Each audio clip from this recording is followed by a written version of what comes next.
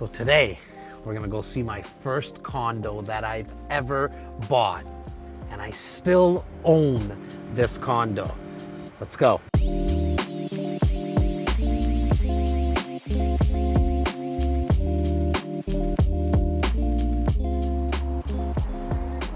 So we've arrived. It's at my first condo, right in the heart of downtown Toronto. For any of you that know Toronto, it's at King and Strawn. But this is not gonna be your regular video tour. I'm not here to show you, to sell you on a condo. In fact, I've owned this for 11 years, and so I'm never really planning to sell it. I buy them, I hold on, and then I refinance. But I did want you to see the inside so you get a better idea of how I lived for a few years while I created wealth in real estate. It's actually right up there, it's on the 5th floor. Now come join me so you see the inside of this condo.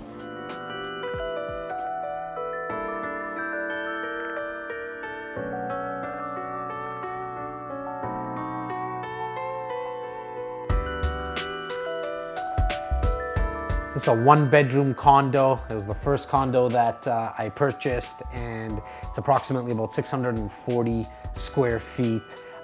1 bedroom, 1 washroom, did have a parking spot as well as a locker.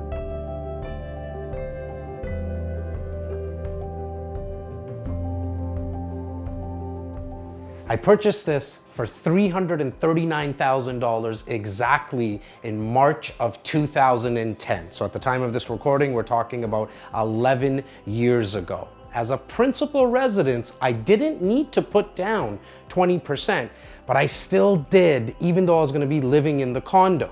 So side note, even if you're gonna be using your first property as a principal residence, put as much as you possibly can for your down payment, because then you're gonna make it easy on yourself in regards to the payments that you're making. So with my $339,000 purchase, with 20% down and closing costs, that came to about $75,000. 3 years later, I decided to rent out this property.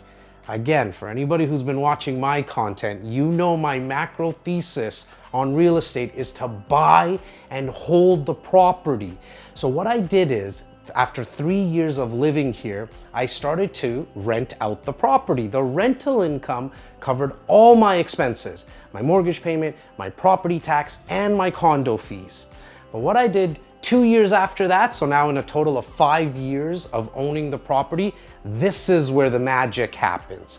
I went to the bank and said my condo's worth more than what I owe on it, and now I want to refinance this property and pull out equity so I could buy more. And so at that time, 5 years later, I was able to pull out $100,000 tax-free. See, because you're not selling anything, the government doesn't charge you any tax. It's tax-free money. How nice is that? That you don't actually have to pay legally any taxes. Now, I still own this property, and as of today, 11 years later, this condo is worth a little over $700,000. I've also refinanced it a second time to pull out about $65,000 to help with the third condo purchase of mine. So if you ever think or you're being told to sell your property, do the best you possibly can in not doing that. Look, I'm a real estate broker. I have a vested interest in you selling real estate because that's how I get paid.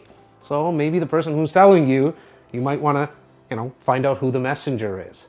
Hold on to your property, refinance, and this way you can build out your portfolio.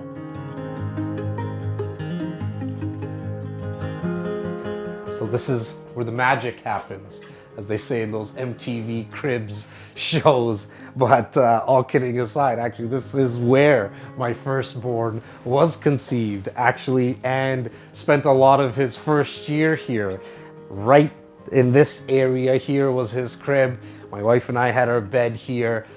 So for people that I tell, look, stomach the least amount of home that you possibly can, which allows you to save so you can invest later, I lived it. And so I hope you do the same as well. But for any of you who doubt that you can make money in real estate, I just showed you a true, real story of me doing it. And so I was never really educated in this. But what I did is took action. And now 11 years later, I've built over $350,000 worth of equity, and I've refinanced it multiple times. Without my current tenant and all the past tenants that I've had in this exact unit, it wouldn't be possible. So I want to thank them. And I also want to thank you for watching this video. Now do me a favor. In fact, do yourself a favor as well. Share this with family, a friend, a colleague, a neighbor. And a lot of you think you're following me on socials or subscribe to my channel, but you're not. So do that right now. And I'll see you in my next video.